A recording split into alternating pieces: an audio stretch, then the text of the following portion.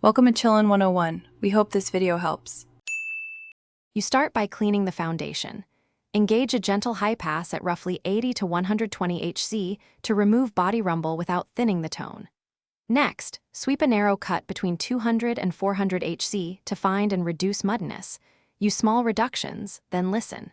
Finally, add a modest presence boost around 3 to 6 kHz to reveal pick attack and clarity.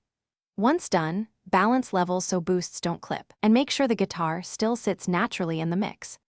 You now focus on musical shaping. Use a broad shelf or tilt control to warm or brighten the entire acoustic without targeting one frequency. Small moves change vibe fast. Then hunt narrow resonances with a Q between 2 and 4.